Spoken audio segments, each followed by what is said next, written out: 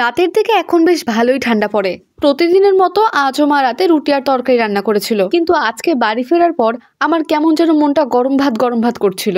মাকে বলতে না বলতেই আমার মা ভাতের তোড়জোড় শুরু করে দিয়েছে।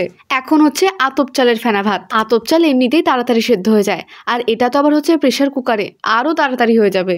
ভাই আবার 3টে ডিম ঘর থেকে বের করে এনে মায়ের হাতে ধরিয়ে দিয়েছে। এগুলোই মা চালের উপর রেখে দিচ্ছে। প্রেসার কুকারে ভাত আর ডিম দুটোই একসঙ্গে সেদ্ধ হয়ে যাবে। সিটি উঠতেই যা সুন্দর গন্ধ বেরিয়েছে না, আমি তো ঘর থেকেই ছুটে চলে আসলাম আর গ্যাসের সামনে দাঁড়িয়ে হাতটাকেও একটু গরম করে নিলাম।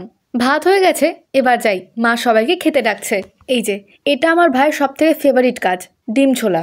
মা ভাত বাড়তে না বাড়তেই ও ডিম ছুলতে বসে পড়েছে।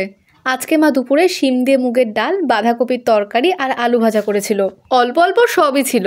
সত্যি বলছি, এই আতপ চালের গরম ভাত দিয়ে মুগের ডাল, আহা কি যে দারুণ লাগছে খেতে। দুনিয়াতে মনে হয় এর থেকে ভালো কমফর্ট ফুড আর কিছু হয় না। মায়ের হাতের গরম গরম ডাল, ভাত আর এই ডিম সেদ্ধ বড় বড় রেস্টুরেন্টের দামি দামি খাবারকেও হার মানিয়ে দেবে। খাওয়াটা যা হলো না, রাতের ঘুমটাও হেব্বি হবে।